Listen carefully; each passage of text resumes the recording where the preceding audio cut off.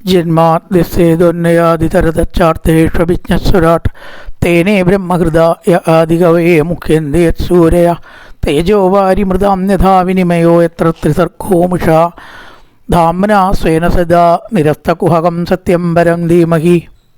നമസ്കാരം. സനാതനധർമ്മ സംഹിതകൾ പങ്കുവയ്ക്കാനായുള്ള ചാനലായ നാദശ്രീയിലേക്ക് എല്ലാവർക്കും സ്വാഗതം. ശ്രീമദ് ഭാഗവതം 2-ാമത്തെ അധ്യായം നമ്മൾ പറഞ്ഞു കഴിഞ്ഞു. ആ 2-ാം അധ്യായത്തിൻ്റെ ഒരു പാരായണം ചെയ്തിട്ട് നമുക്ക് 3-ാമത്തെ അധ്യായത്തിലേക്ക് കടക്കാം. വ്യാസ ഉവാച ഇതി സംപ്രശ്നസംഹൃഷ്ടോ വിപ്രാണാം നൗമഹർഷിണി പ്രതിപൂച്ഛപചത്തേഷാം പ്രവക്തുമുപചക്രമേ യം പ്രവ്രജന്തമനുപേതമപേതകൃത്യം ദ്വൈപായനോ വിരഹകാതര ആജുഹാവ പുത്രേതി തന്മയതയാതരവോ വിനേദുത്തം സർവഭൂതഹൃദയം മുനിമാനതോസ്മി യസ്വാനുഭാവമഖിലശ്രുതിസാരമേകമധ്യാത്മദീപമതിതിദീർഷതാം തമോന്തം സംസാരിണാം കരുണയാഹ പുരാണഗുഹ്യം തം വ്യാസസൂനമുപയാമി ഗുരും മുനീനാം നാരായണം നമസ്കൃത്യ നരം ചൈവ നരോത്തമം ദേവീം സരസ്വതീം വ്യാസം തതോ ജയമുദീരയേത് മുനയഃ സാധു പൃഷ്ടോഹം ഭവദ്ഭിർലോകമംഗളം യകൃതകൃഷ്ണസംപ്രശ്നോ യേനാത്മാ സുപ്രസീദതി തവേ പുംസാം പരോ ധർമ്മോ യദോ ഭക്തിരതോക്ഷജേ അഹൈതുക്യപ്രതിഹതാ യാത്മാ സംപ്രസീദതി വാസുദേവേ ഭഗവതി ഭക്തിയോഗപ്രയോജിത ചനയത്യാശിവൈരാഗ്യം ജ്ഞാനം ച യദഹൈതുകം ധർമ്മസ്ത്വനുഷ്ഠിത പുംസാം വിശ്വക്സേന കഥാസിയാനോത്പാദയേത്യതിരതിം ശമ ഏവ ഹി കേവലം. നോത്പാദയേദ്യതി എന്നെ ബുദ്ധിമുട്ടി വായിക്കേണ്ട. നോത്പാദയത് യതിരതിം എന്നിട്ട് യാന്ന് പറഞ്ഞാൽ മതി. നോത്പാദയേത് യതിരതിം ശമ ഏവ ഹി കേവലം ധർമ്മസ്യാപവർഗ്യസ്യ, അവിടെ വർഗ്യസ്യ എന്ന് തന്നെ വായിക്കണം. അപവർഗസ്യ എന്ന് പലരും വായിക്കലുണ്ട് എന്നുകൊണ്ടുകൊണ്ട് പറഞ്ഞതാണ്. ധർമ്മസ്യാപവർഗ്യസ്യ നാർത്തോർത്ഥായോപകൽപ്പതേ നാർത്തസ്യ ധർമ്മേകാന്തസ്യ കാമോലാഭായ സ്മൃത കാമസ്യനേന്ദ്രിയപ്രീതിർലാഭോ ജീവേദയാവത ജീവസ്യ തത്വജിജ്ഞാസാനാർത്ഥോ യച്ചേഹ കർമ്മഭി. അടുത്ത് നമുക്ക് ശ്രദ്ധിക്കേണ്ടതാണ്. വദന്തി തത് തത്വവിദ തത്വം 3 ഉണ്ട് അവിടെ. വദന്തി പ്രാവശ്യം നേരത്തെ പറഞ്ഞതാണെങ്കിലും ഒന്നും കൂടി പറയണം. വദന്തി തത് തത്വവിദ തത്വം വദന്തി തത് തത്വവിദ തത്വം യജ്ഞാനമദ്വയം ബ്രഹ്മേതി പരമാത്മേതി ഭഗവാൻ ഇതി ശബ്ദതേ തത്ശ്രദ്ധദാനാമുനയോ ജ്ഞാനവൈരാഗ്യയുക്തയാ പശ്യന്ത്യാത്മനി ചാത്മാനം ഭക്ത്യാ ശ്രുതഗൃഹീതയാ അധഃപുംബർദ്ധിജശ്രേഷ്ഠ വർണ്ണാശ്രമവിഭാഗ ച സുനുഷ്ഠിതസ്യ ധർമ്മസ്യ സംസിദ്ധിർഹരിദോഷണം തസ്മാദേകേന മനസാ ഭഗവാൻ സത്വതം പതി ശ്രോതവ്യകീർത്തിതവ്യശ്ച ധ്യേയ പൂജ്യശ്ച നിത്യതാ യദനുദ്യാസിനായുക്ത കർമ്മഗ്രന്ഥി നിബന്ധനം ചിന്തന്തി ഗോവിദാത്തസ്യ കോ ന കുര്യാത് കഥാരതിം ശുശ്രൂഷോ ശ്രദ്ധദാനസ്യ വാസുദേവ കഥാരുചി സ്യാത് മഹത്സേവയാ വിപ്രാ പുണ്യതീർത്ഥനിഷേവണാൻ ശൃണ്വതാം സ്വഗതാം കൃഷ്ണ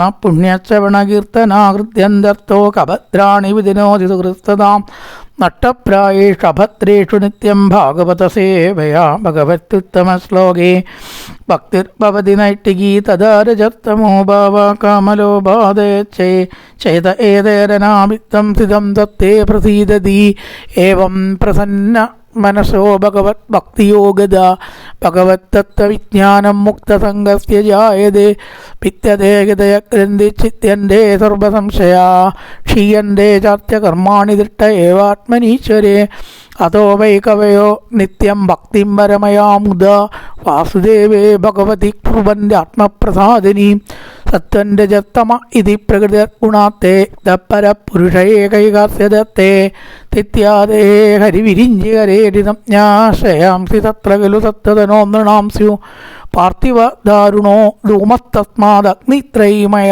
തമസത്തു രജത്തസ്മാസത്വം യത് ബ്രഹ്മദർശനം പേജിരേ വിനയോദഗ്രേ ഭഗവന്തമതോക്ഷജം സത്വം വിശുദ്ധം ക്ഷേമായ കൽപ്പന്തേ ഏനുതാനിഹ മുമുക്ഷവോ ഘോരരൂപാൻ ഹിത്വാ ഭൂതപതീനദാ നാരായണകലാ ശാന്ത ഭജന്തി ജ്ഞനസൂയവ രജസ്തമപ്രകൃതയസ്തമശീലാ ഭജന്തി വൈ പിതൃഭൂതപ്രദേശാദേശ ഐശ്വര്യ വാസുദേവപരാ വേദ വാസുദേവപരാമക വാസുദേവപരായോഗ വാസുദേവപരാ ക്രിയ വാസുദേവപരം ജ്ഞാനം വാസുദേവപരം തപ വാസുദേവപരോ ധർമ്മോ വാസുദേവപരാഗതി സ ഏവേദം തതജ്ജാഗ്രേ ഭഗവാൻ ആത്മമായയാ സദസദ്രൂപയാ ചാസോ ഗുണമയ്യാ ഗുണോ വിഭോ തയാ വിലസിതേഷേഷു ഗുണേഷു ഗുണവാനിവ അന്ധപ്രവിട്ടാ ഭാതി വിജ്ഞാനേന വിജൃംഭിത യഥാ ക്യവഹിതോ വന്യർദാരുഷ്യേകസ്യോനിഷു നാനേവ ഭാതി വിശ്വാത്മാ ഭൂതേഷു ച തഥാ പുമാൻ असो गुणमयर्भावेर्भूतसूक्ष्मेन्द्रियात्मभिस्तु निर्मितेषु निर्विष्टो भुङ्क्ते भूतेषु तत्गुणान् भावयत्येष तत्तेन लोकान् वै लोकभावना लीलावतारानुरधो देवतिर्यङ्नरादिषु ओं श्रीकृष्णाय नमः। श्रीमद्भागवते महापुराणे पारमहंस्यां विधायां प्रथमस्कन्धे नैमिषयोपाख्याने द्वितीयोऽध्याय सर्वत्र गोविन्दनामसङ्कीर्तनं गोविन्द गोविन्द। ഇനി മൂന്നാമത്തെ അധ്യായത്തിൽ മൂന്നാമത്തെ ചോദ്യത്തിൻ്റെ ഉത്തരം തന്നെ പറയണം. ഭഗവാൻ ആത്മശ്രേയസ്സിന് എന്താണ് മാർഗം എന്നൊരു ചോദ്യം ഉണ്ടായി.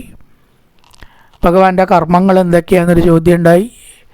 ഇനി ഭഗവാന്റെ അവതാരങ്ങളെക്കുറിച്ചൊരു ചോദ്യമാണ് ഉണ്ടായത് അല്ലേ. ആ അവതാരങ്ങളെയാണ് ഇനി പറയണ. യസ്യാവതാരോ ഭൂതാനാം ക്ഷേമായ ച ഭവായ ച. 13ാമത്തെ ശ്ലോകത്തിൽ 1ാമത്തെ അധ്യായത്തിലാണ് ആ ചോദ്യം ചോദിച്ചിരിക്കുന്ന അവതാരം. അതിനെക്കുറിച്ചൊക്കെ ഒന്ന് പറയാൻ. അപ്പം ഇവിടെ 22 അവതാരങ്ങളെക്കുറിച്ച് പറയുന്നുണ്ട്. ഈ അധ്യായത്തിൽ ഒരുപാട് ഇങ്ങനെ പറയാനല്ല ഉള്ളത്. അത് ഏതൊക്കെ അവതാരങ്ങളെക്കുറിച്ചാണ് പറയുന്നത് എന്ന് ഓരോ ശ്ലോകത്തിൽ ചിന്തിക്കാനേ ഉള്ളൂ. ഗഹനമായ ഒരു അർത്ഥം അല്ലെങ്കിൽ വ്യാഖ്യാനത്തിന് സ്കോപ്പുള്ള അധ്യായം അല്ല. അതങ്ങനെയാണല്ലോ, പല അധ്യായങ്ങൾ പലതരം. അപ്പം അവിടെ ഏതൊക്കെയാണ് എന്തൊക്കെയാണ് എന്ന് നമുക്ക് ഓർമ്മ വയ്ക്കുകയേ വേണ്ടൂ. അല്ലാണ്ട് അത്ര വിശദീകരിച്ച് പോകേണ്ട കാര്യമില്ല. അപ്പോൾ ഇവിടെ പറയുകയാണ്, ജഗൃഹേ പൗരുഷൻ രൂപം ഭഗവാൻ മഹതാദിഭി സംഭൂതം ഷോഡശകലം ആദോ ലോക ശുശ്രൂഷയാ.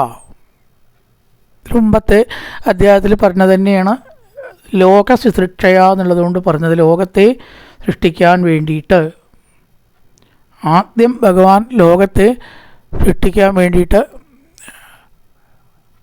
ലോകത്തെ സൃഷ്ടിച്ചു എന്ന് പറഞ്ഞു അല്ലേ.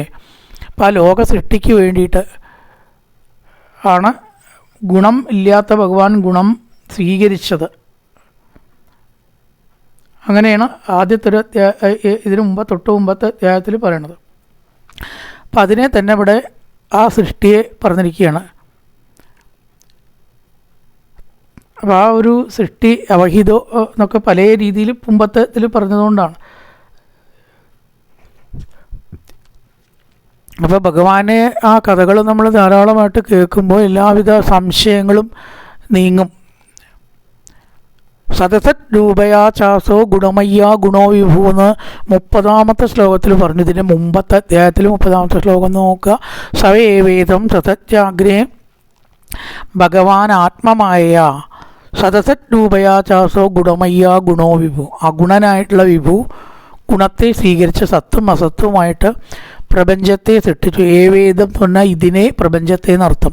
സൃഷ്ടിച്ചു. സസർജ അഗ്രേ സൃഷ്ടിച്ചു. അത് തന്നെ ഇവിടെയും ആ സൃഷ്ടിക്കായിക്കൊണ്ട് ഒരു അവതാരം കൈക്കൊണ്ടു. അതാണ് ആദ്യത്തെ അവതാരം. നമ്മൾ പറയണ മത്സ്യം കൂർമ്മ ആ ക്രമേയല്ല ഇവിടെ പറയണത്, വേറെയാ. അതാണ് ജഗൃഹേ സ്വീകരിച്ചു. പൗരുഷൻ രൂപം, ഒരു പൗരുഷൻ്റെ രൂപത്തെ സ്വീകരിച്ചു. മഹതാദിബി എന്ന് പറയുമ്പോൾ മഹത്തത്വം മുതലായിട്ടുള്ളതിനെ സ്വീകരിച്ചുകൊണ്ട് ഷോഡശകലമാതോ ലോക ശുശ്രൂഷയ ലോകത്തെ സൃഷ്ടിക്കാൻ വേണ്ടിയിട്ടാണ് ഈ ഒരു വലിയ രൂപത്തെ ആദ്യമായിട്ട് ഭഗവാൻ സ്വീകരിച്ചത്. അതിനെയാണ് ഭഗവാന്റെ പുരുഷാവതാരം എന്ന് പറയുന്നത്. നമ്മൾ ദശാവതാരത്തിലോ ബാക്കി അതിൻ്റെ കൂട്ടത്തിലൊന്നും ഈ പുരുഷാവതാരം കാണില്ല. കാരണം ഭാഗവതത്തിലെ അവതാര പ്രസ്താവം എന്ന് പറഞ്ഞാൽ അത് വെറും ദശാവതാരമല്ല. അപ്പോൾ ഈ സൃഷ്ടിക്ക് വേണ്ടിയിട്ട് ആദ്യം ഭഗവാൻ സൃഷ്ടിച്ചതാണ് മഹത്വത്വം. അതാണ് മഹദാദിബി എന്ന് പറഞ്ഞത്. ഭഗവാൻ ഈശ്വരൻ മഹദാദിബി മഹത്വത്വം മുതലായവയിൽ സംഭവിച്ചതും ഷോഡശകലം 16 അംശങ്ങളോട് കൂടിയ പൗരുഷം രൂപത്തെ ലോകത്തെ സൃഷ്ടിക്കാനായിക്കൊണ്ട് ആദ്യം സ്വീകരിച്ചു. ഇതാണ് ഭഗവാന്റെ ആദ്യത്തെ അവതാരം. ഇപ്പം മഹത്വത്വം, അഹങ്കാരം, പഞ്ചതന്മാത്രങ്ങൾ ഇതൊക്കെ ചേർന്നതാണ് ഈ ഷോഡശകല 16 അംശങ്ങളോട് കൂടിയത് എന്ന് പറയണത്. ഷോഡശകല എന്ന് പറഞ്ഞാൽ എന്താണെന്ന് ചോദിച്ചാൽ മഹത്വത്വം, അഹങ്കാരം രണ്ടായി ഇല്ലേ. പിന്നെ പഞ്ചതന്മാത്രകൾ, പഞ്ചഭൂതങ്ങൾ, ഭൂമി, വെള്ളം, വായു, ആകാശം ഇവയാണ് പഞ്ചഭൂതങ്ങൾ. തന്മാത്ര ശബ്ദ സ്പർശരസ രൂപഗന്ധങ്ങളാണ് തന്മാത്രകൾ. അപ്പം 5 5 10 2 12 ആയി. പിന്നെ കർമ്മേന്ദ്രിയങ്ങൾ 5, ജ്ഞാനേന്ദ്രിയങ്ങൾ 5, ഇങ്ങനെ 16 അംശങ്ങൾ എന്നാണ്. മഹത്വത്വം, അഹങ്കാരതത്വം, പഞ്ചതന്മാത്രങ്ങൾ 5, കർമ്മേന്ദ്രിയങ്ങൾ 5, ജ്ഞാനേന്ദ്രിയങ്ങൾ 5, മനസ്സ്, മഹാഭൂതങ്ങൾ 5, ഇങ്ങനെ 16 അംശങ്ങൾ. അതിൽ തന്മാത്രകളെ വേറെയാക്കിയിട്ട് പറഞ്ഞിട്ടില്ല. പഞ്ചതന്മാത്രങ്ങൾ എന്നൊന്നിച്ച് ചേർത്തി പറഞ്ഞു. അത് പലതരത്തിൽ പറയാം. ചിലപ്പോൾ 15 ആവും, ചിലപ്പോൾ 1 ആവും, ചിലപ്പോൾ 2 ആവും. അങ്ങനെ തന്നെ ഉണ്ട്. 1 മുതൽക്കൊണ്ട് ഈ തത്വങ്ങൾ തുടങ്ങും. ഒക്കെ കൂടി 1 ഉള്ളൂ എന്ന് പറഞ്ഞാൽ 1 ഉള്ളൂ. സ്പ്ലിറ്റ് ചെയ്ത് പറഞ്ഞാൽ പലതായി. ഇവിടെ 16 അംശ എന്ന് പറഞ്ഞു, അത്രയേ ഉള്ളൂ. അത് വേറെ തരത്തിലും പറയും. 24 ആയിട്ടാണ് കപിലവാസുദേവൻ്റെ അവതാരം വരുമ്പോൾ പറയുക. ഒക്കെ ഒരു പ്രസ്താവം തന്നെയാണ്, പലതരത്തിൽ പറയണമെന്ന് മാത്രം. ഏതുപോലെയെന്ന് ചോദിച്ചാൽ 14 ലോകങ്ങളാണെന്ന് പറയണു ഇല്ലേ, 3 ലോകങ്ങളാണെന്ന് പറയണു. രണ്ടും ശരിയല്ലേ? ഈ 14 ലോകങ്ങളെ 3 ആക്കി ക്ലാസിഫൈ ചെയ്തിരിക്കുക. അപ്പം 3 ലോകങ്ങളെന്ന് പറഞ്ഞാൽ ശരിയാണ്. വേറെ വേറെ പറയുമ്പോൾ 14 ലോകങ്ങളാണ്. വേറെ വേറെ പറഞ്ഞാൽ 14 ലോകം. 3 ആക്കി തിരിച്ചാലോ ത്രിലോകങ്ങളെന്നാണ് പറയുക. രണ്ടും ശരിയാണ്. അപ്പം അതുപോലെ ഇവിടെ ഈ 16 എന്ന് ഇവിടെ പറഞ്ഞു വെച്ചിട്ട് അത് അങ്ങനെ മാത്രമേ പറയാവൂ, അങ്ങനെ മാത്രമാണ്, അല്ലെങ്കിൽ വേറൊരുത്തിയിൽ വേറെ വിധത്തിലാണല്ലോ പറഞ്ഞത് എന്ന് ശങ്കിക്കണ്ട. വേറെ വിധത്തിൽ പറയാം. 24 കപിലവാസ്തവൻ. അത് ഈ പറയുന്ന വിധം മാറണമെന്നില്ല, സംഗതികൾക്ക് മാറ്റമൊന്നുമില്ല. അപ്പോൾ അവിടെ ഭഗവാൻ മഹത്വത്വം, അഹങ്കാരം, തന്മാത്രങ്ങൾ, അതുപോലെ തന്നെ ജ്ഞാനേന്ദ്രിയങ്ങൾ 5, പഞ്ചഭൂതങ്ങൾ, മനസ്സ്, ഇങ്ങനെ 16 കലകളോട് കൂടിയ പുരുഷരൂപത്തെ സ്വീകരിച്ചു. അതാണ് ആദ്യത്തെ ഭഗവാന്റെ പുരുഷാവതാരം എന്ന് പറയുന്നത്. മഹത്വത്വം, അഹങ്കാരം, പഞ്ചതന്മാത്രങ്ങൾ എന്നിവയോട് ചേർന്നിരുന്ന കർമ്മേന്ദ്രിയങ്ങൾ 5, ജ്ഞാനേന്ദ്രിയങ്ങളും 5, മഹാഭൂതങ്ങൾ 5. ഇപ്പം ഇവിടെ തന്മാത്രകൾ വേറെ ആക്കിയില്ല. അതുകൊണ്ടാണ് 24 വരാതിരുന്നത്. വിസ്തരിച്ച് പറയുമ്പോഴാണ് 24. അത് ചിലത് ഇവിടെ കൂട്ടിച്ചേർത്തിട്ടാണ് പറഞ്ഞത്. അപ്പം തന്മാത്രകളെ വേറെ പറഞ്ഞില്ല. അപ്പം 5 എണ്ണം കുറഞ്ഞു. 24 5 പോയാൽ എത്രയാ? 19 അല്ലേ? ആ 19 നിന്ന് പിന്നെയും 16 പറഞ്ഞാൽ 3 എണ്ണം വീണ്ടും പോയി. അപ്പം അതേതായിരിക്കും? ബുദ്ധി, അഹങ്കാരം, ചിത്തം വേറെ പറയുന്നതിനെ കുറച്ചിവിടെ മനസ്സ് എന്നൊരൊറ്റ ഒന്നാക്കി. അതിന് 24 പകരം ഇവിടെ 16 മനസ്സ് മാത്രമേ പറഞ്ഞുള്ളൂ. ചിത്തം എന്നുള്ളതിനെയൊക്കെ മാറ്റിയിട്ടാണ് അതിനൊക്കെ കുറച്ച് കൂട്ടി തന്മാത്രകളെ ജ്ഞാനേന്ദ്രിയങ്ങളിലേക്ക് ചേർത്ത് 16 എന്നാക്കിയിട്ട് തീർത്തു. അങ്ങനെ 16 എന്ന കലകളാൽ ലോകത്തെ സൃഷ്ടിക്കാൻ വേണ്ടി ഭഗവാൻ അവതാരം എടുത്തു. അതിനെയാണ് പുരുഷാവതാരം എന്ന് പറയുന്നത്. അപ്പോൾ 1 പുരുഷാവതാരം നോട്ട് ചെയ്തെടുക്കാം വേണമെങ്കിൽ. ഇനി രണ്ടാമത് പറയുകയാണ്, യസ്യാംഭസിശയാനസ്യ യോഗനിദ്രാം വിദന്വത നാഭികൃതാംബുജാദാസീത് ബ്രഹ്മ വിശ്വസൃജാം പതി. രണ്ടാമത്തേലേക്ക് എത്തണില്ല കേട്ടോ, രണ്ടാമത്തേലേക്ക് കുറച്ച് കഴിഞ്ഞിട്ടേ വരുള്ളൂ. 7ാമത്തെ ശ്ലോകത്തും വരേക്ക് ഇതിനെ പറയുകയാണ്. 7ാമത്തെ ശ്ലോകം വരെ ഇതിനെക്കുറിച്ച് പറയുകയാണ്, 1ാമത്തെ അവതാരത്തിനെ കുറിച്ച്. അപ്പോൾ ഈ പുരുഷാവതാരം എങ്ങനെയാണ്? അംബസി വെള്ളത്തിൽ, ശയാനസ്യ കിടക്കുന്നവനും, യോഗനിദ്ര കൊള്ളുന്നവനും, യോഗനിദ്രാം വിതന്വത യോഗനിദ്ര കൊള്ളുന്നവനും ആയ ആ വിഷ്ണുവിൻ്റെ നാഭിയിൽ നിന്ന്, നാഭികൃത അംബുജാത്, നാഭിഹൃദത്തിലെ താമരയിൽ നിന്ന് എന്തുണ്ടായി? ബ്രഹ്മാവ് ഉണ്ടായി. എങ്ങനത്തെ ബ്രഹ്മാവുണ്ടായി? ലോകത്തെ സൃഷ്ടിക്കണ ബ്രഹ്മാവുണ്ടായി. ബ്രഹ്മാവിനോടൊരു വിശേഷം, ലോകത്തെ സൃഷ്ടിക്കുന്ന വിശ്വസൃജാംപതി ബ്രഹ്മ ആസീത്. ഏത് ബ്രഹ്മ ആസീത്? വിശ്വസൃജാംപതി ബ്രഹ്മ ആസീത്. വെള്ളത്തിൽ ശയിച്ചുകൊണ്ടിരിക്കുന്ന ഭഗവാന്റെ നാഭി പത്മത്തിൽ നിന്ന് ലോകസൃഷ്ടിക്ക് പ്രാപ്തനായ, ലോകസൃഷ്ടി ചെയ്തതായ, ആരിൽ ലോകസൃഷ്ടിയുടെ കർത്തവ്യം ആരോപിക്കപ്പെട്ടിരിക്കുന്നു ആ ബ്രഹ്മദേവൻ ഉണ്ടായി.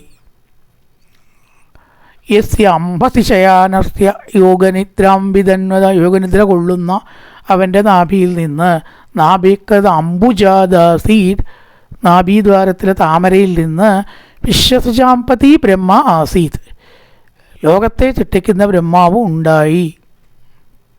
യസ്യാവയവസംസ്ഥാനൈ കൽപ്പിതോ ലോകവിത്തര തദ്ദേ ഭഗവതോ രൂപം വിശുദ്ധം സത്വമൂർച്ഛിതം. ഇവിടെ പറയുകയാണ്, ഏതൊരു അവയവ വിഭാഗങ്ങളെ കൊണ്ട് ഈ ലോകത്തിൻ്റെ മുഴുവൻ വിസ്താരം കൽപ്പിക്കപ്പെട്ടു. ആ ഭഗവാന്റെ ആ ഒരു ശക്തി കൊണ്ട്, ബ്രഹ്മാവിൻ്റെ കഴിവുകൊണ്ടാണ് ലോകത്തെ ഉണ്ടാക്കിയത്. ഭഗവാന്റെ ആ രൂപം വിശുദ്ധം, ഊർജിതം, ശക്തിയേറിയതും ആയ ഒന്നാണ് എന്ന് നിശ്ചയം. ഇതാണ് പുരുഷാവതാരം എന്ന് പറയുക. ആദ്യമായിട്ട് ഏതൊരു ഭഗവാനിൽ നിന്ന് ബ്രഹ്മാവ് ഉണ്ടായോ അതിനുവേണ്ടി നാഭി അടക്കമുള്ള അവയവങ്ങളോട് കൂടിയിട്ടുള്ള ഭഗവാൻ എടുത്ത അവതാരത്തെ പുരുഷാവതാരം എന്ന് പറയാം. ഈ പുരുഷാവതാരത്തിൻ്റെ അവയവങ്ങളെ കൊണ്ട് 14 അവയവങ്ങൾ കൽപ്പിക്കപ്പെട്ടു. നമുക്കറിയാം, പാതാളം ഏതസ്സഹി പാദമൂലം. ആ ഭഗവാന്റെ പാതാളമാണ്, കാലാണ് പാതാളം. സൂര്യചന്ദ്രന്മാർ കണ്ണ്, ശിരസ് സത്യലോകം, കൈകൾ ഇന്ദ്രന്മാർ എന്ന് പറയുന്നു. അങ്ങനെ കൽപ്പിക്കപ്പെട്ടതിനെയാണ് നമ്മൾ പുരുഷാവതാരം എന്ന് പറയുന്നത്. യസ്യ അവയവ സംസ്ഥാനേ കൽപ്പിതോ ലോകവിത്തരത്ത ദൈ ഭഗവതോ രൂപം വിശുദ്ധം സത്വമൂർച്ഛിതം. സത്വഗുണപ്രധാനമായിട്ടുള്ള ഭഗവാന്റെ ഈ വലിയ രൂപം 14 ലോകങ്ങളെ അടങ്ങി പറയുന്നു, കൽപ്പിച്ചുകൊണ്ട് പറയുന്നതാണ്. അടുത്തത് പശ്യന്തതോ രൂപമത പ്രചക്ഷുഷ സഹസ്രപാദോരുഭുജാനനാത്ഭുതം തകർത്തമൂത്തശ്ചവണാക്ഷിനാസികം സഹസ്രമൂല്യംബരകുണ്ടലോല്ലസർ. ഞാൻ ഭഗവാന്റെ സ്വരൂപത്തെ ഒന്ന് അങ്ങനെ വർണ്ണിക്കുകയാണ്. ലോകസൃഷ്ടിക്കായിക്കൊണ്ട് ഭഗവാൻ എടുത്ത സ്വരൂപം വിവരിക്കുകയാണ്. സഹസ്രപാദോരുഭുജാനനാത്ഭുതം. പാദം, ഭുജം, ആനനം. പാദം എന്ന് പറഞ്ഞാൽ കാല്, ഭുജം എന്ന് പറഞ്ഞാൽ കയ്യ്, ആനനം എന്ന് പറഞ്ഞാലോ മുഖം. ഇതൊക്കെ ആയിരക്കണക്കിനുണ്ട് ഭഗവാൻ. വിശ്വരൂപദർശനം എന്ന അധ്യായം, ഭഗവത്ഗീത 11-ാം അധ്യായം ഒന്ന് വായിച്ചവർക്ക് ഇത് വലുതാക്കാൻ വിഷമമൊന്നുമില്ല. കാരണം ഭഗവാൻ വളരെയേറെ തലകൾ, വളരെയേറെ മുഖങ്ങൾ, വളരെയേറെ കൈകൾ ഓടുകൂടിയ തൻ്റെ സ്വരൂപം അർജുനന് കാണിച്ചു കൊടുത്തു. ദേവി വിശ്വരൂപദർശനം കാണിച്ചു കൊടുക്കുന്നുണ്ട് ദേവി ഭാഗവതത്തിൽ ദേവന്മാർക്ക്. അപ്പോൾ ഏത് ഈശ്വരനെ ഭജിച്ചാലും അവരെ ഈ ലോകത്തിൽ മുഴുവൻ അടങ്ങിയ ഒരു രൂപമായിട്ട് കാണുന്നതിനെയാണ് പുരുഷാവതാരം, വിരാട് സ്വരൂപം എന്നൊക്കെ പറയുന്നത്. സഹസ്രപാദ ഊരു തൊട, അതുകൊണ്ട് കേട്ടോ, സഹസ്രപാദ ഊരു, 1000 തൊടകൾ, ആനനം, 1000 മുഖങ്ങൾ, അത്ഭുതാകാരമാണ്. അങ്ങനെയൊക്കെ പറയുമ്പോൾ ചിന്തിക്കാൻ പറ്റുമോ? നമ്മുടെ മനസ്സുകൊണ്ട് 1000 തലകളും 1000 കാലുകളും 1000 കൈകളും ഇല്ലേ, 1000 തുടകളും 1000 മുഖങ്ങളും ഒക്കെ ഉള്ള ഒരു സങ്കല്പം ആണ് അത്ഭുതം എന്ന് പറഞ്ഞത്. സഹസ്രപാദോരുഭുജാനനാത്ഭുതം. അങ്ങനെയുള്ള പാദങ്ങൾ, തുടകൾ, കൈകൾ, മുഖങ്ങൾ ഇവയാൽ ആശ്ചര്യമായതും ആയിരുന്നു ഭഗവാന്റെ പുരുഷാവതാരം. സഹസ്രശീർഷ പുരുഷ സഹസ്രാക്ഷസഹസ്രപാത് എന്ന് പുരുഷ സൂക്തത്തിലും ഈ സ്വരൂപത്തെ വർണ്ണിക്കുന്നുണ്ട്. ആ പുരുഷ സൂക്തമൊക്കെ ചൊല്ലിയ സമാധി കിട്ടുന്ന പറയുക, വളരെ വേഗം. എന്നാൽ അതിൻ്റെ ശക്തിയുണ്ട് അതിൻ്റെ അക്ഷരങ്ങൾക്ക്. സഹസ്രമൂർത്തശ്രവണാക്ഷിനാസികം, 1000 കാല്, 1000 കൈകൾ, 1000 മുഖം എന്ന് പറഞ്ഞുല്ലോ. 1000 ഇനി വേറെയുണ്ട്. മൂർധാവ് 1000 തല, 1000 ശ്രവണം, 1000 കാതുകൾ, 1000 അക്ഷി 1000 കണ്ണുകൾ, ആസികം 1000 മൂക്കുകൾ. ഇത്രയും അടങ്ങിയ അത്ഭുതാകാരമായിരുന്നു സൃഷ്ടിക്കായിക്കൊണ്ട് ഭഗവാൻ ആദ്യം എടുത്ത രൂപം. അതിനു മുമ്പ് ഭഗവാന് രൂപമില്ല, ഒരു രൂപമില്ല. അപ്പം ആദ്യത്തെ അവതാരം എന്ന് പറയാവുന്നത് ആദ്യത്തെ സ്വരൂപ സ്വീകാരമാണ്. അതാണ് ഇവിടെ സഹസ്രമൂർധശ്രവണാക്ഷിനാസികം എന്ന് പറഞ്ഞത്. സഹസ്രമൂ പാദോരുഭുജാനനാത്ഭുതം തകർത്തമൂർധശ്രവണാക്ഷിനാസികം സഹസ്രമൂല്യംബരകുണ്ടലോല്ലസത്. 1000 തല മൗലികൾ, അതിലൊക്കെ അണിഞ്ഞിട്ടുള്ള 1000 കുണ്ടലങ്ങളുണ്ട്. മനസ്സുകൊണ്ട് ചിന്തിക്കാൻ തന്നെ പറ്റില്ല. സഹസ്രമൂല്യംബരകുണ്ടലോല്ലസത്, 1000 വസ്ത്രങ്ങൾ, 1000 കുണ്ടലങ്ങൾ ശോഭിക്കുന്ന അത്ഭുതാകാരമായ അവതാരമാണ് ഭഗവാന്റെ പുരുഷാവതാരം.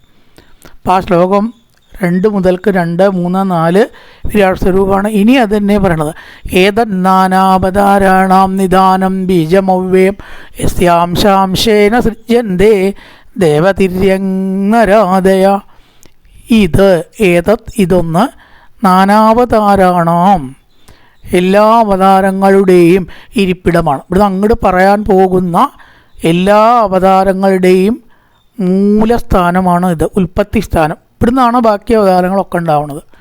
ഇതില്ലെങ്കിൽ ഒന്നുമില്ല എന്നർത്ഥം. അപ്പോൾ മൂലാവതാരം എന്ന് പറയാവുന്ന ബീജം, ഉൽപ്പത്തി സ്ഥാനമാണ് ഈ അവതാരം. യസ്യ അംശാംശേന, ഏതൊരു ഭഗവാന്റെ അംശത്തിൽ ഒരംശം കൊണ്ട് വേറെയും അവതാരങ്ങൾ, അതായത് വേറെ സൃഷ്ടികൾ ആദ്യം നടത്താണ്. ദേവതിര്യങ് നരാദയ, ദേവന്മാർ, മനുഷ്യന്മാർ. തിര്യങ് എന്ന് പറഞ്ഞാൽ വിലങ്ങനെ നേരത്തെ ഒരിക്കൽ പറയണ്ടായി, ഭക്ഷണം സഞ്ചരിക്കുന്ന നാൽക്കാലികൾ, മത്സ്യം, ഇഴജീവികൾ, ഇതൊക്കെ തിര്യക്കുകളിൽ പെടും.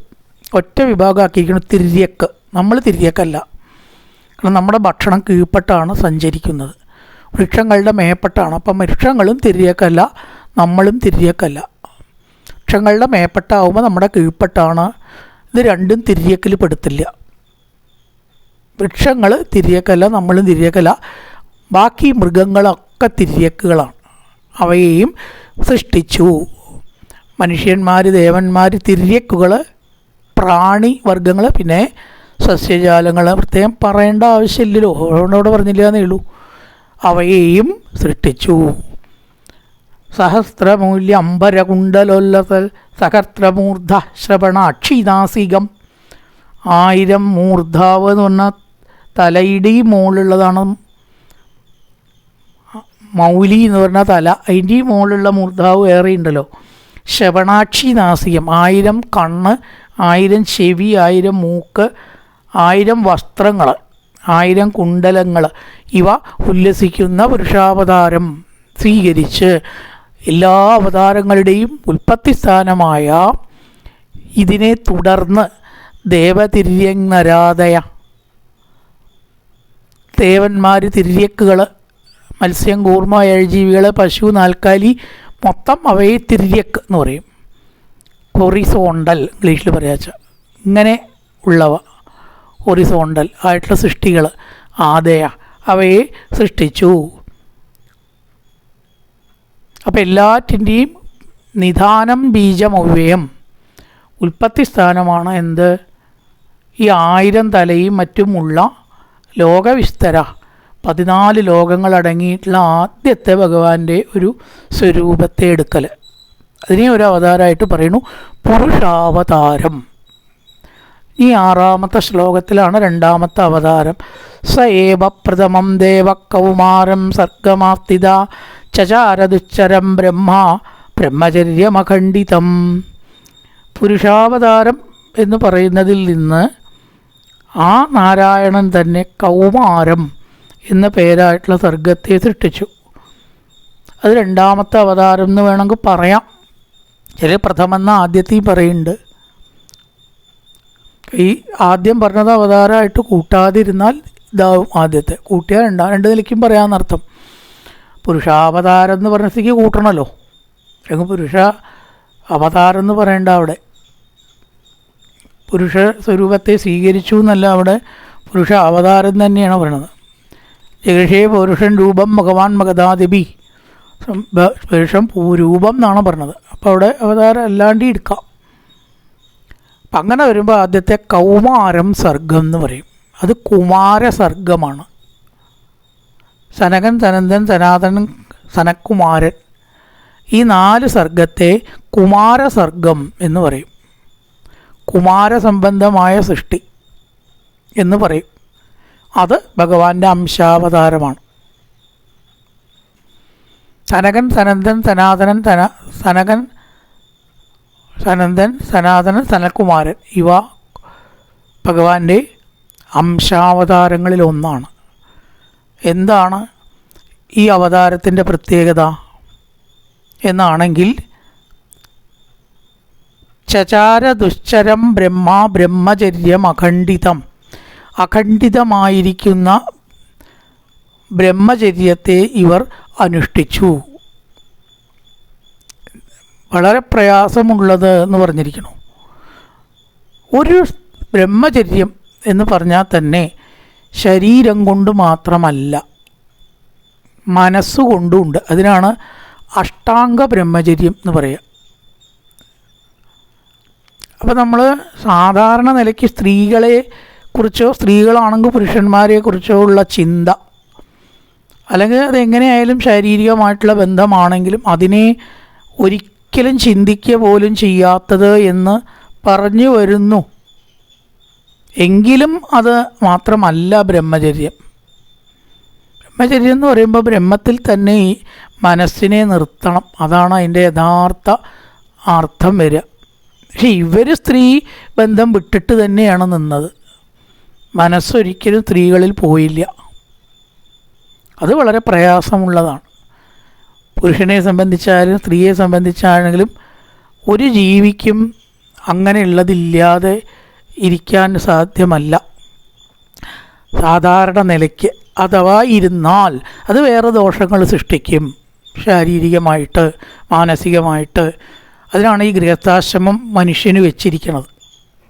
ബാക്കിയുള്ള ജീവികൾക്കത് വേണ്ട, ഗൃഹസ്ഥാശ്രമം വേണ്ടാന്നേ ഉള്ളൂ. പക്ഷെ അവർക്ക് ഇണകൾ വേണം. ഒരു ജീവിക്കും അത് വേണ്ടാതെ ആയിട്ടില്ല. അത് പ്രകൃതി നിയമമാണ്. ആ പ്രകൃതി നിയമത്തെ ലംഘിക്കാൻ നോക്കിയാൽ പലതരത്തിലുള്ള കുഴപ്പമുണ്ടാവും. ഗുണമല്ല സാധാരണക്കാരെ സംബന്ധിച്ചുണ്ടാവുക. അതുകൊണ്ടാണ് ഒരു അഖണ്ഡിതമായ ബ്രഹ്മചര്യം അനുഷ്ഠിക്കൽ സാധാരണക്കാരെ സംബന്ധിച്ച് അസാധ്യം എന്ന് പറഞ്ഞത്.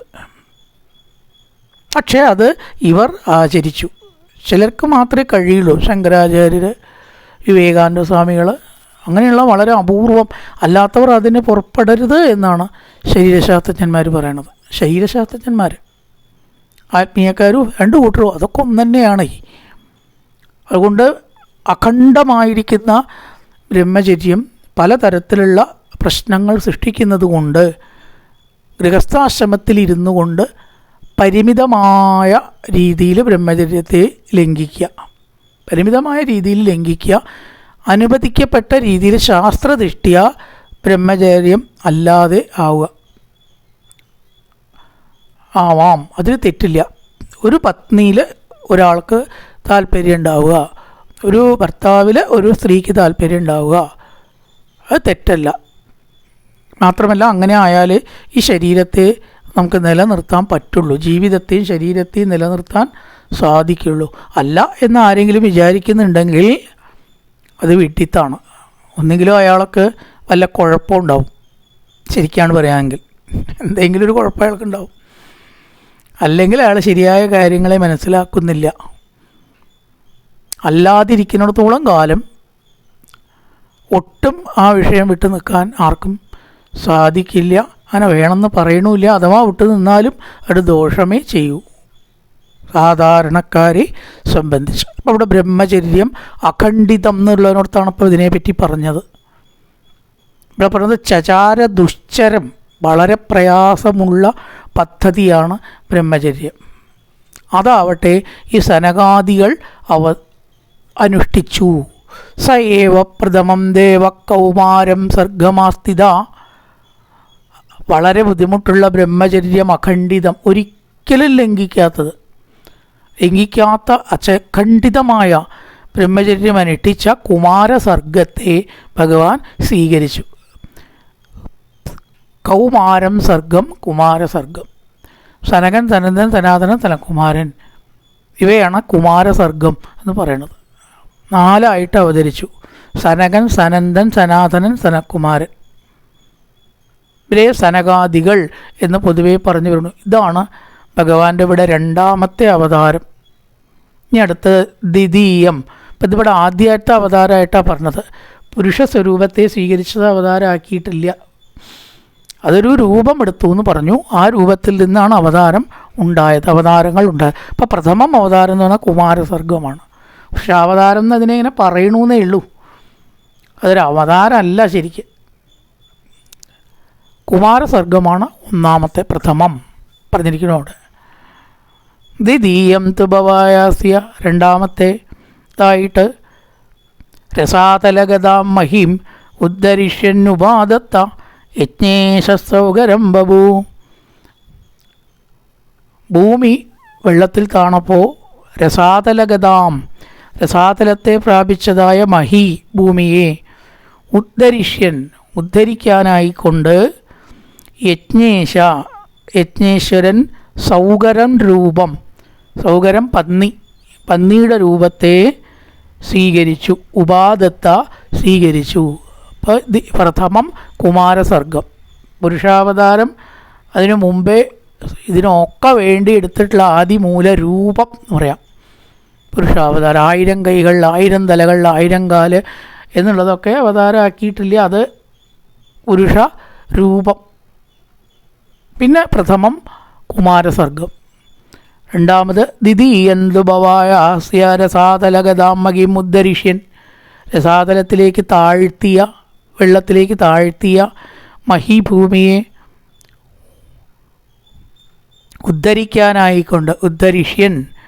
ഉദ്ധരിക്കാനായിക്കൊണ്ട് സൗകരം വപു ഉപാദത്ത എന്നാണ് ക്രിയ. അതിൽ അവസാനം നമ്മൾ മലയാളത്തിൽ പറയുക.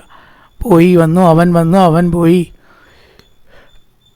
സൗകരം ദവു ഉപാദത്ത, സൂകരനായിട്ടുള്ള പന്നിയായിട്ടുള്ള ശരീരത്തെ സ്വീകരിച്ചു. ദ്വിതീയന്തുഭവായ ആസ്യ, ഇതിൻ്റെ ഉദ്ഭവത്തിനായിക്കൊണ്ട് രസാതലത്തെ പ്രാപിച്ചതായ ഭൂമിയെ ഉദ്ധരിക്കുവാൻ ആഗ്രഹിച്ചിട്ട് യജ്ഞേശ്വരൻ സൂകരത്തെ സംബന്ധിച്ച ശരീരത്തെ ഉപാദത്ത സ്വീകരിച്ചു. ഈ 3ാമത്തെ പറയാണ് തൃതീയമിഷിസർ ഗഞ്ചാദേവക്ഷിത്തമുപേത്യസ തന്ത്രം സാത്തതമാചഷ്ട നൈഷ്കർമ്മ്യം കർമ്മണം യഥാ. 3ാമത്തേതായിട്ട് കുമാരസർഗം, 2ാമത്തെ ഋഷിസർഗം അതിനെ ആചരിച്ചു. ഋഷിസർഗം പ്രഥമമാണ് കുമാരസർഗം, 2ാമത്തെ വരാഹാവതാരം, 3ാമത്തെ ഋഷിസർഗം. ഋഷിസർഗം അതെന്താണ്? ദേവർഷിത്വം. ദേവർഷിയായിട്ടുള്ള നാരദൻ, അത് ഭഗവാന്റെ ഒരു അവതാരമാണ്. നാരദൻ അവതാരമാണ്.